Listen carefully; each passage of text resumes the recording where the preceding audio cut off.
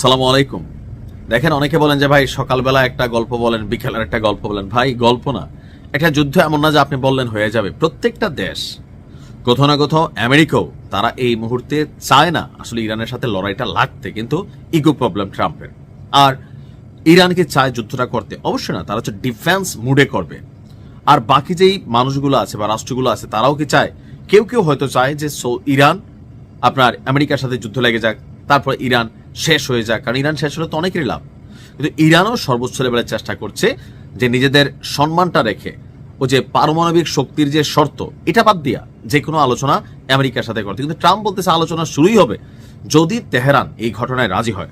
তো এর মাঝখানে আরব আমিরাত বেকা বসছে, সৌদি আরব বেকা বসছে, ওমান বেকা বসছে।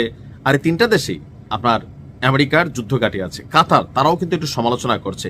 চীন বেকা বসছে, রাশিয়া বেকা বসছে। তবে চীন রাশিয়ার তুলনায় আরব দেশগুলোর বেকা বসাটা আমেরিকার জন্য একটা বিপজ্জনক অবস্থান হয়েছে। কেন?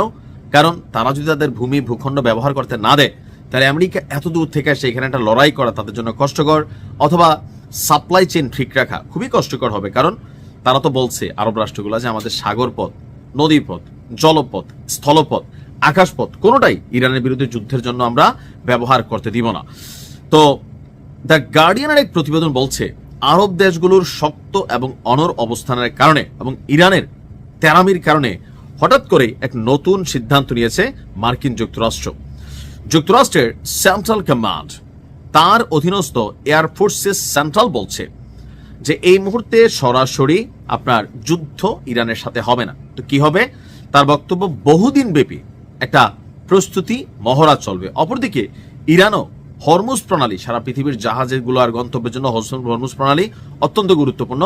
তো সেই হরমুজ প্রণালীতে তারাও কিন্তু আকাশ সীমা বন্ধ করে দিয়েছে, মহড়া শুরু করেছে। তো এখন বিষয়টা হয়ে গেছে কি, মহড়া টু মহড়া, অর্থাৎ আমেরিকা আগ বাড়াইয়া এখন লাগবে না, বোঝা যাচ্ছে। আবার ঘটাইতেও পারে যে এই ধরনের ঘোষণা দিয়া ইরানকে একটু কনসেপ্ট থেকে সরাই নিয়া চট করে একটা অ্যাকশন করে দিতে পারে। কারণ দ্যাটস আমেরিকা, উইথিন সেকেন্ড তারা তাদের কি বলা হয় যে যুদ্ধ বা এটার জন্য প্রস্তুতি নিতে পারে। তার হঠাৎ করে কি ঘোষণা আসছে যে বহুদিন ব্যাপী আপনার প্রস্তুতি মহড়া পরিচালনা করবে। এটা ছিল ইরানকে ভয় দেখানোর জন্য। কেন? এই মহড়ার মাধ্যমে আপনার মার্টিন সেন্ট্রাল কমান্ড দায়িত্বপূর্ণ এলাকায় যুদ্ধ বিমান দ্রুত মোতায়েন, ছড়িয়ে দেওয়া এবং দীর্ঘ সময় ধরে পরিচালনার সক্ষমতা তারা দেখবে। অর্থাৎ ইরানকে বোঝানো হবে যে দেখো কি নিয়ে ঘুরতেছি, পারবা তুমি, যদি লাগো, তুমি যে ঝুঁকতে চাচ্ছ না, আমরা যদি ধরি, পারবা। এটা হচ্ছে ইরানকে ভয় দেখাইয়া ওই যে পারমাণবিক ইস্যুতে তাদেরকে এক চেয়ারে বসানোর জন্য একটা পরিকল্পনা আমার কাছে মনে হয়। তবে এই মুহূর্তে যুদ্ধ শক্তভাবে হচ্ছে না বলে আশা করি, নাই হোক, ইনশাল্লাহ দোয়া করি। বলা হচ্ছে মহড়ার নির্দিষ্ট তারিখ, স্থান কিংবা অংশগ্রহণকারী মার্কিন সামরিক সরঞ্জামের বিস্তারিত প্রকাশও করা হবে।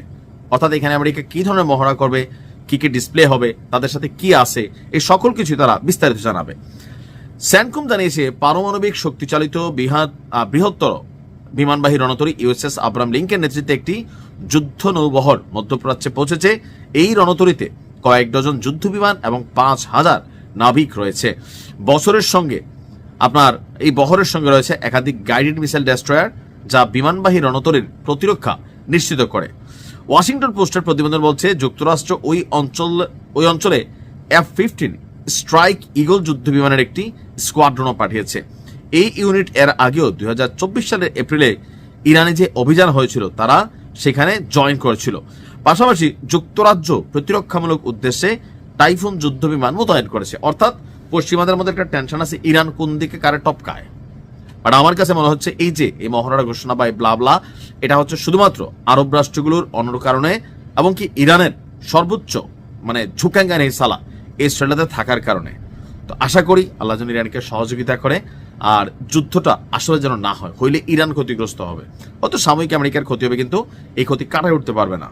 ভালো থাকুন, আসসালামু আলাইকুম।